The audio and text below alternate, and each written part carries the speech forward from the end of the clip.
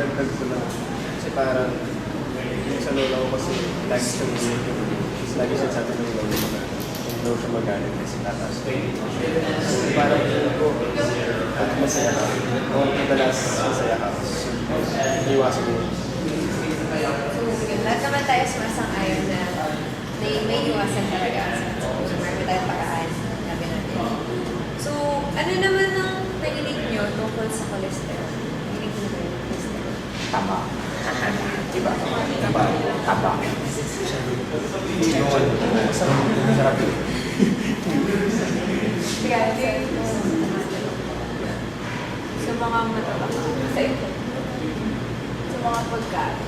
Tapos, alam ko naman hindi siya masama, pero pag sumusobra, kaya yung mga matataka. Nasa pagkain. Usually parang sinasabi na hindi na maganda yung asa. Yung pagkain yung so yun nga, nakikita ba ito sa katawan? Saan ba napupunta yung cholesterol? Pagkain? Di ba nasa heart? Yung nasa puso. Kasi yun yung mga bago. So, makinig. So sa tingin niyo, kung makikita siya buong pareho sa katawan at sa pagkain?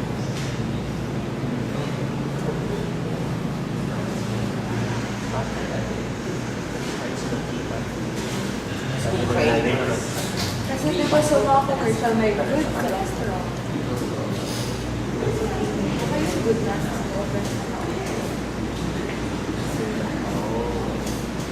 Ay, sa century 2 na. Cholesterol ba yun? Omega. Oo, may Taba. So kung mayroon good at bad cholesterol, saka pareho lang, sabi natin na pareho lang sa pagkain. Okay. So, alam niyo ba kung paano masusukat yung kung gano'ng karami yung cholesterol sa katawan ng isang tao? mas mataba, mas marami. Mas mataba? Diba? Yun. Ata. Bakit yun? Ako din para lang. Ano yun? Pareho na kaysa sa video. May tinatanong lang ako sa kanila. Na, Kung yun nga, kung mas mataba, mas marami. so, isang araw. So, masangay. Mas mataba, mas matangay. So, ano ba yung tingin niyo na tamang sapat na level ng cholesterol? Gano'ng katagi? Wala. Basta hindi ka lang inaatake sa susunod. Hindi ka tumatama. Ako hindi siguro kung putok yung kasi yung sa katabaan mo.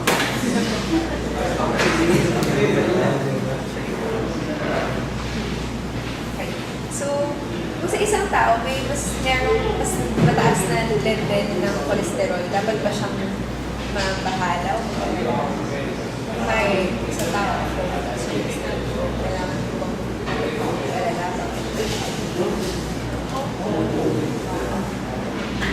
Kasi diba, pag sa isang bagay, pag may sobra, sama na lang. Kung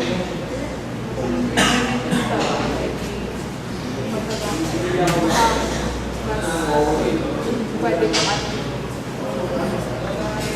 siguro pag nalaman mo ng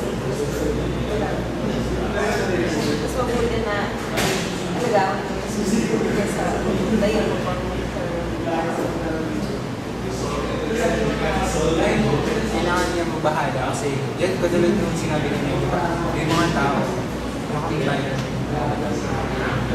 Kasi nga, yun, masyado matalas.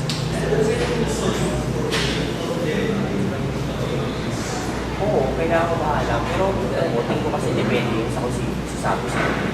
Kunyari, sabi lang ng nanay ko, kapatid ko ba yun yung taas yung cholesterol. Parang hindi naman ako nandito parang.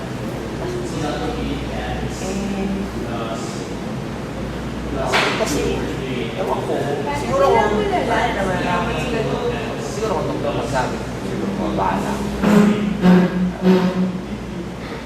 Siguro kailangan mo mabahala kasi siyempre kung hindi mataas na yung cholesterol, doon na nagsisimula yung sitwasyon. Kaya sinasabi lagi na yun natin. Kasi yun mo lang iwasan kasi sinasabi yun kasi is na gastos.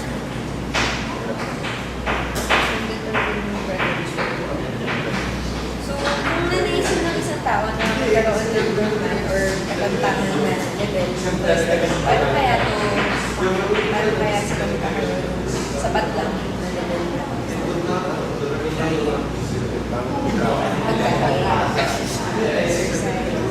Masyado marami. Iwasan ng bago.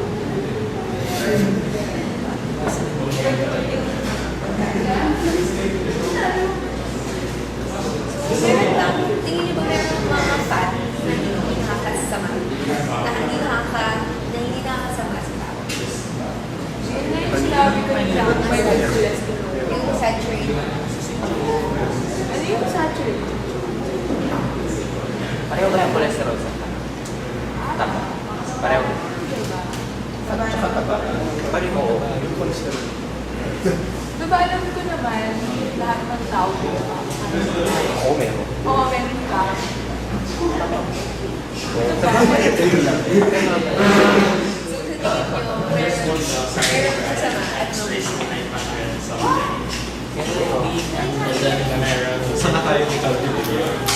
Paano sila? Okay. Ano ba yung So lahat tayo sumasang-ayon na sa pagmigil ng paggawin ng pagkain sa mga ehersisyo na naiiwasan. Mapapanatili. So maraming salamat. Ito na tapos na natin sa halakayan. Pero bago tayo tapos, meron pa ba kayong sabihin, tanong po sa atin? Meron pa kayong Kasi tatay ko lagi sa kasi siya nakapagod. Kasi lagi siya umuwi sa bahay. Tapos siya sabi ng mga lagi daw yung taas. Mas mainit daw yung ulo sa bahay. Naalala ko sabi ng taas din. Baka siguro yung tama yung pahinga. Tama pahinga. Iwas. Sa pagkain. Pagkain.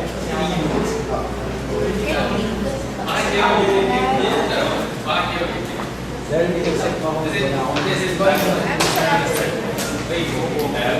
wala akong Yeah. 14:30.